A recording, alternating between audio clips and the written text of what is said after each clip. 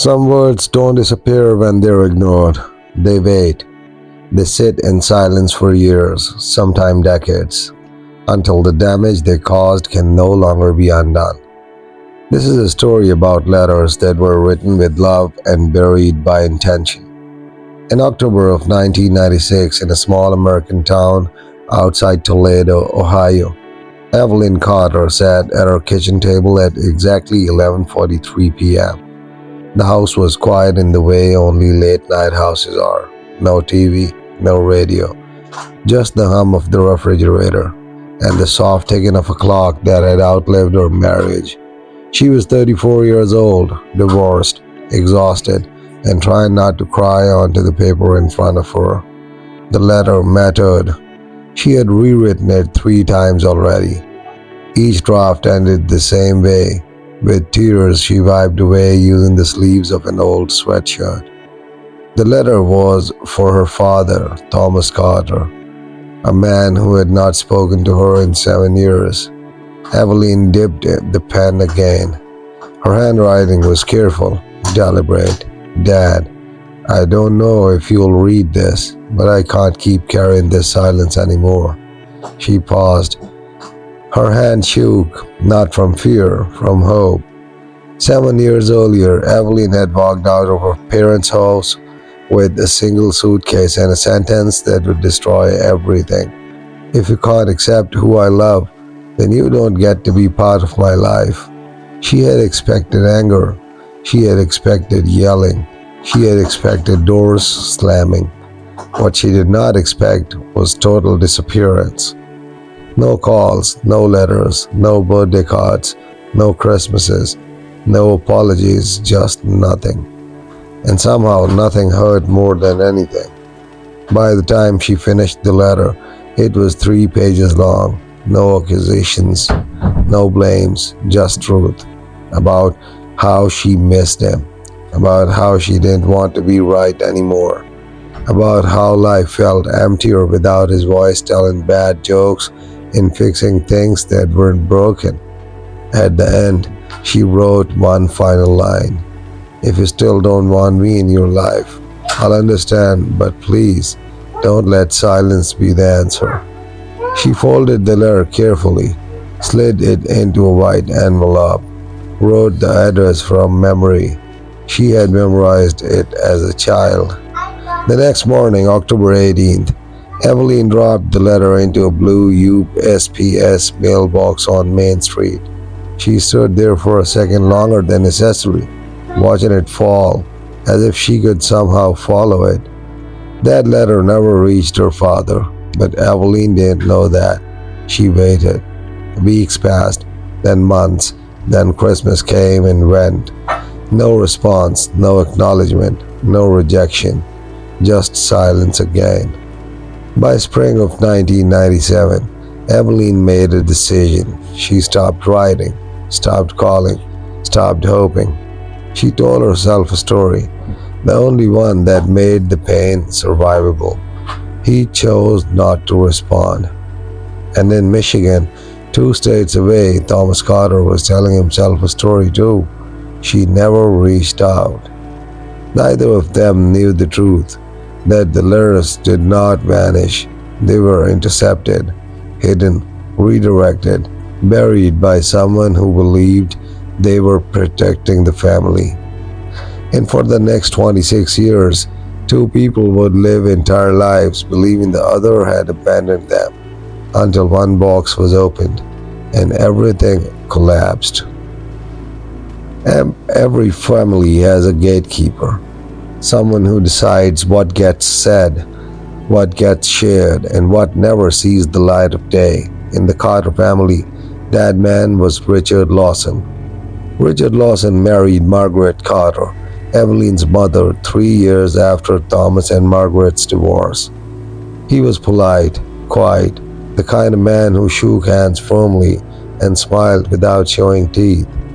He worked as a logistics supervisor at a regional shipping depot. Schedules, routes, paperwork, control. At first, Evelyn tried to like him. He fixed things around the house, paid bills on time, never raised his voice, but something about him always felt managed, like every interaction was calculated, measured, filtered. Richard believed in order, in clean lines, in families that don't embarrass you in public. And when Evelyn left home, when she moved in with someone Richard openly disapproved of, he didn't argue, he didn't threaten. He simply said to Margaret one night at dinner, she made her choice. Margaret cried, Thomas drank, and Richard watched. After the divorce, Thomas moved back to Saginaw, Michigan, into the small ranch house he'd bought in the early 80s. He kept the lawn trimmed, the porch light on, and the mailbox, the one at the end of the gravel driveway, became his quiet obsession. At every afternoon at 2:17 p.m., Thomas walked down to check it. Most days it was empty. Some days it had bills, occasionally a church flyer, but never the one thing he waited for, a letter from his daughter. What Thomas didn't know was the letters were coming. They were just weren't reaching him. Margaret had forwarded Thomas's new address to Evelyn shortly after the move. She believed naively that time would soften everyone, that wounds healed when people were left alone long enough.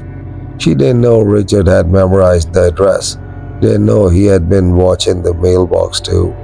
The first letter arrived on October 1996. Richard got home early that day, earlier than usual. Margaret was still at work. He checked the mail out of habit.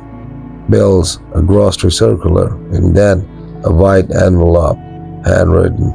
Return address, Evelyn Carter. Richard stood in the kitchen for a long time, didn't open it, didn't throw it away, just held it. He found and told himself a story. If Thomas reads this, he'll reopen old wounds. He'll spiral again. Margaret will get hurt. The family will fracture all over. Richard had never liked the uncertainty, and Evelyn represented chaos, so he made a decision, a small one, or at least it felt small at the time. He placed the letter in a drawer. Didn't tell Margaret, didn't tell Thomas, didn't tell anyone. When the second letter arrived 2 months later, he didn't hesitate. When the third came in spring, he stopped feeling anything at all. He justified it easily. No response, make her move on. And when letters kept coming, birthdays, holidays, apologies, explanations, he intercepted them all. Richard never opened them. He didn't need to. The act itself was the point. Silence was cleaner than conflict. By 1999, Thomas stopped checking the mailbox every day. By 2001, he stopped checking at all. He told himself Evelyn had moved on, started a new life, forgot him. Margaret asked once, casually, over dinner, have you heard from Evelyn lately? Richard replied without looking up, no. And that was the end of the conversation. Years passed. Richard aged. Margaret softened. Thomas hardened. And Evelyn built a life with the belief that her father had chosen silence over her. By 2010, the letters stopped entirely. Evelyn married, had children, learned to compartmentalize grief. But every time she saw a mailbox, something tightened in her chest. Richard never revisited the drawer, didn't destroy the letters, didn't confess. He convicted himself they no longer mattered, that too much time had passed, that reopening it would cause more damage than letting it stay buried. He was wrong, because secrets don't dissolve, they ferment. And in 2022, after a stroke left Richard partially immobile, Margaret went looking for old insurance paperwork.